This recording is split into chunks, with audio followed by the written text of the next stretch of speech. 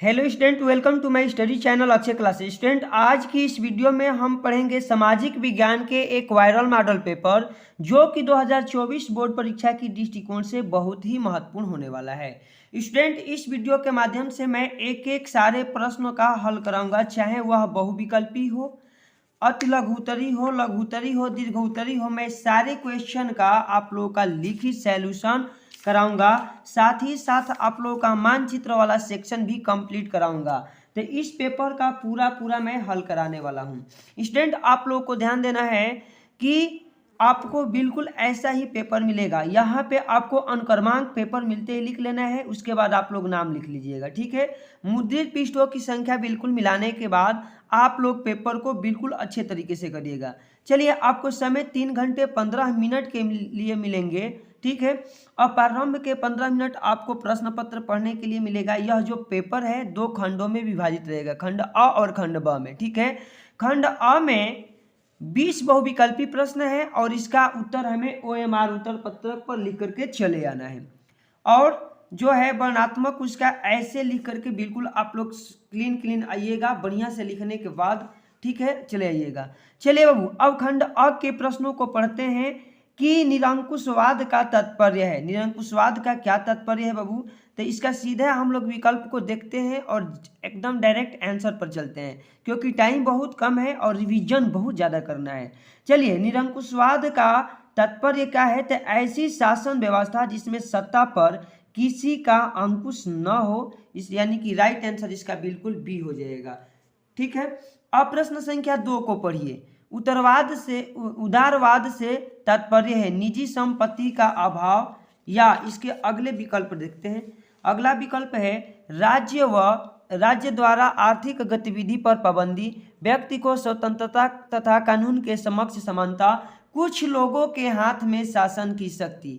तो इसका right answer हो जाएगा बाबू उदारवाद का कि व्यक्ति को स्वतंत्रता तथा कानून के समक्ष समानता, यानी कि राइट आंसर इसका सी बिल्कुल सही हो जाएगा।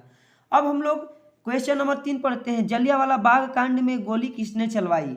जलियांवाला बाग कांड में गोली किसने चलवाई? तो इसका राइट आंसर हो जाएगा कि जनरल डायर ने चलाई थी, यानी कि ऑप्शन डी यहाँ पे बिल्कुल सही हो जाएगा। अब क्वेश्चन संख्या 4 है कि जर्मनी के एकीकरण में प्रमुख भूमिका किसकी थी? हिटलर की, मुसोलिनी की, बिस्मार्क की या महात्मा गांधी की? तो इसका राइट आंसर हो जाएगा बाबू कि बिस्मार्क की थी। किसकी? बिस्मार्क की थी, ऑप्शन सी बिल्कुल सही हो जाएगा। प्रश्न संख्या 5 पढ़ते हैं। चौरी चौरा कांड हुआ था। चौरी चौरा कांड कब हुआ था? तो चौरी चौरा कांड 1922 ईस्वी में हुआ था, ऑप्शन सी यहाँ पे बिल्कुल सही हो जाएगा। अब हम लोग क्वेश्चन संख्या 6 को पढ़ते हैं। 6 नंबर हमारा क्वेश्चन क्या है कि विभिन्न स्तरों पर सत्ता का बंटवारा कहलाता है। विभिन्न स्तरों पर सत्ता का बंटवारा क्या कहलाता है? तो संघीय सरकार कहलाता है, यानी कि ऑप्शन सी यहाँ पे बिल्कुल सही हो जाएगा। 7 नंबर है हिंदी विषय। हिंदी किस प्रकार की भाषा है? तो हिंदी बाबू किस प्रकार की भाषा है? तो इसका राइट आंसर हो जाएगा कि हिंदी एक राजभाषा है, ऑप्शन ए बिल्कुल सही हो जाएगा। अब 8 नंबर क्वेश्चन है बाबू कि संविधान के माध्यम से महिलाओं का प्रतिनिधित्व सुनिश्चित किया गया है। कहाँ किया गया है? तो लोकसभा में, राज्यसभा में, ठीक है। तो इसका राइट आंसर बाबू क्या हो जाएगा? इसका राइट आंसर सी हो जाएगा, राज्यसभा में, ठीक है। आगे पीछे ऑप्शन हुआ है, कोई बात नहीं, आप लोग अच्छे से पढ़िए। 9 नंबर है कि नेपाल में राजतंत्र की समाप्ति हुई कब? भाई, नेपाल में राजतंत्र की समाप्ति कब हुई थी? तो इसका राइट आंसर हो जाएगा 2008 में, ठीक है। ऑप्शन डी इस साइड में है, कोई बात नहीं, आगे पढ़ते हैं। 10 नंबर हमारा क्वेश्चन है बाबू। 10 नंबर क्वेश्चन कह रहा है कि भारत में केंद्र शासित प्रदेशों की संख्या कितनी है? तो भारत में केंद्र शासित प्रदेशों की संख्या कितनी है? तो इसका राइट आंसर हो जाएगा कि 8 है, ऑप्शन सी बिल्कुल सही हो जाएगा। अब क्वेश्चन नंबर 11 पढ़ते हैं। हरा सोना निम्नलिखित में से किसे कहा जाता है? तो 11 का राइट आंसर हो जाएगा कि प्राकृतिक वनस्पति को हरा सोना कहा जाता है, ऑप्शन ए बिल्कुल सही हो जाएगा। अब 12 नंबर क्वेश्चन पढ़ते हैं कि जल मंडल का कितना प्रतिशत भाग समुद्री जल के रूप में उपलब्ध है? तो समुद्री जल के रूप में कितना उपलब्ध है? तो 96%, ऑप्शन बी बिल्कुल यहाँ सही हो जाएगा। अब 13 नंबर क्वेश्चन पढ़ते हैं कि रबी की फसल को बोने का समय क्या होता है? रबी के फसल को हम लोग किस समय बोते हैं? तो अक्टूबर से लेकर के दिसंबर तक बोया जाता है, ऑप्शन ए बिल्कुल यहाँ पे सही हो जाएगा। अब हम लोग क्वेश्चन संख्या 14 पढ़ते हैं। 14 नंबर हमारा क्वेश्चन क्या है बाबू? 14 नंबर क्वेश्चन है कि कौन सा उद्योग चूना पत्थर को कच्चे माल के रूप में प्रयुक्त करता है? तो इसका राइट आंसर हो जाएगा कि सीमेंट। क्या हो जाएगा बाबू? सीमेंट उद्योग। चलिए आगे आपका क्वेश्चन है कि निम्नलिखित में से कौन सा आधारभूत उद्योग है? तो आधारभूत उद्योग इसका कौन सा हो जाएगा? तो लौह इस्पात उद्योग, ऑप्शन सी यहाँ बिल्कुल सही हो जाएगा। अब 16 नंबर क्वेश्चन हम लोग पढ़ते हैं कि सूचना का अधिकार अधिनियम कब पारित हुआ था? तो सूचना का अधिकार अधिनियम कब पारित हुआ था? तो इसका राइट आंसर हो जाएगा कि 2005 में पारित हुआ था, अक्टूबर 2005 में। ऑप्शन ए बिल्कुल सही हो जाएगा।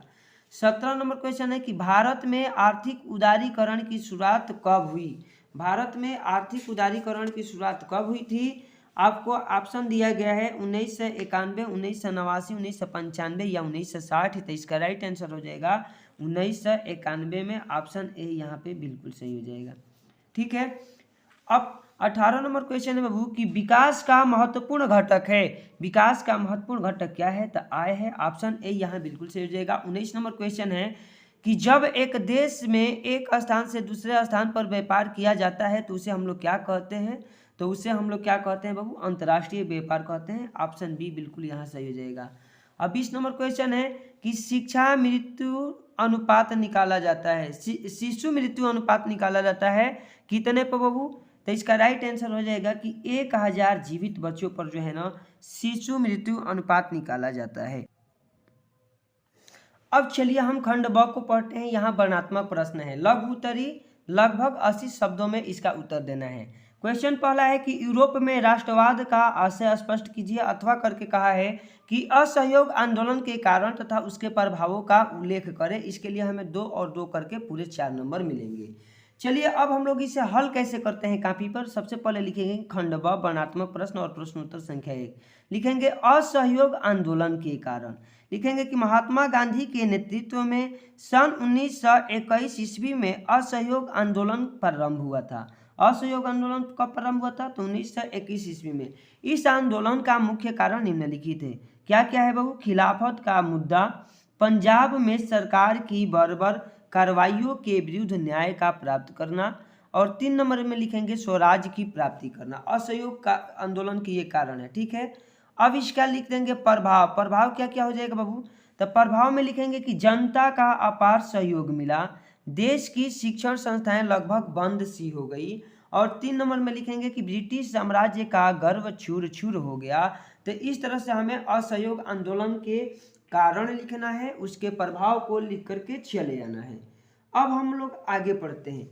आगे हमारा क्वेश्चन संख्या 2 है कि गरीबों और बेरोजगारों की बढ़ती जनसंख्या लोकतंत्र की सफलता में बाधक है। स्पष्ट कीजिए। अथवा लोकतंत्र एक उत्तरदायी एवं वैध शासन व्यवस्था है, स्पष्ट उल्लेख करें। इसका हम लोग लिखेंगे लोकतंत्र वाला। ठीक है।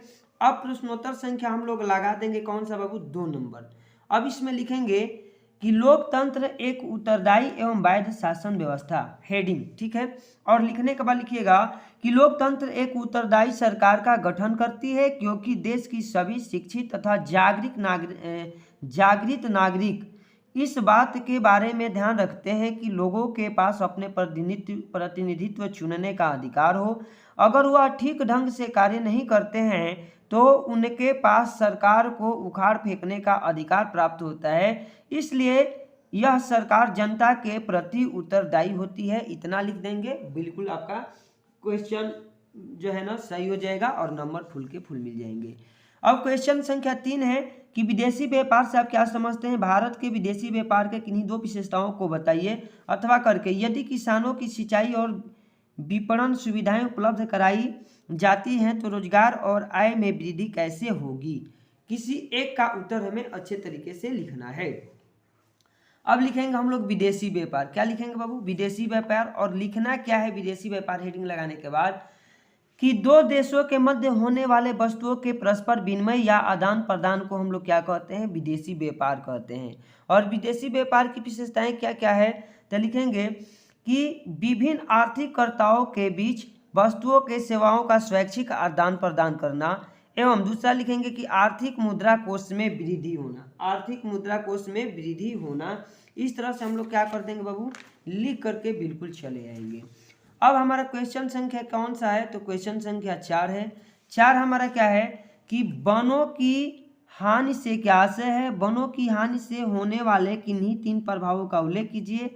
अथवा करके दिया है कि भूमि संसाधन से क्या तात्पर्य है, भूमि संसाधन के कोई 3 महत्व बताइए। ठीक है, अब हम लोग लिखेंगे इसको कैसे, देखिए हम लोग प्रश्नोत्तर संख्या 4 लगाएंगे, उसके बाद हेडिंग लगाइएगा भूमि संसाधन। इसमें लिखेंगे कि लोगों, समुदाय या समूह के लिए धन का भंडार, मानव उपयोग के लिए जीविका है, रेशे या अन्य जैविक पदार्थों का उत्पादन करती है भूमि, पौधे, प्राणियों और छोटे पैमाने के जीवन रूपों के लिए प्राकृतिक वातावरण का प्रावधान भूमि संसाधन कहलाता है। बिल्कुल इतना लिख दीजिएगा। अब भूमि संसाधन का 3 महत्व बताना है ना। पहले लिखेंगे कि कृषि कार्य में उपयोग, वनो उद्योग के रूप में, तीसरा लिखेंगे कि पशुपालन के रूप में। तो इस तरह से हो जाएगा। अब हम लोग सीधे सीधे आ जाएंगे प्रश्न संख्या 5 पे। दीर्घ उत्तरी प्रश्न वाला क्या है, वर्णात्मक 2 है, लगभग इसका उत्तर 150 शब्दों में उत्तर देना है। 5वां है कि प्रथम विश्व युद्ध के पश्चात होने वाली आर्थिक महामंदी के कारणों की समीक्षा कीजिए। यानी विश्व युद्ध के बाद कौन सी आर्थिक महामंदी हुई थी, इसके कारणों की समीक्षा करना है। अथवा करके दिया है, अथवा करके बाबू दिया है कि वेटन वुड्स समझौते का कारण तथा उद्देश्य का उल्लेख करें। वेटन वुड्स दिवस किसे कहा जाता है, उत्तर लिखिए। ठीक है, किसी एक का ही हम लोग उत्तर लिखेंगे। अब हम लोग प्रश्नोत्तर संख्या 5 लगा देंगे और 5 लगाने के बाद एक एक करके लिख देंगे कि युद्ध द्वारा उत्पन्न स्थितियों, प्रथम युद्ध काल में सेना से संबंधित वस्तुओं की मांग के वृद्धि के कारण भारी औद्योगिकीकरण प्रसार किए गए। दूसरा क्या है, सैनिक व युद्ध संबंधी माल की मांग में तीव्र कमी के कारण आर्थिक महामंदी का जन्म हुआ। महामंदी के वाला एकदम ऐसे करके लिखना है। लिखेंगे 3 नंबर में कि कृषि में अधिक उत्पादन महामंदी के लिए उत्तरदायी घटकों में से एक कृषि संबंधी अति उत्पादन भी था। मतलब ज़्यादा उत्पादन हो गया था कृषि का, तो इसलिए महामंदी का ये भी कारण एक बन गया था। अब हम लोग 6 नंबर लिखेंगे।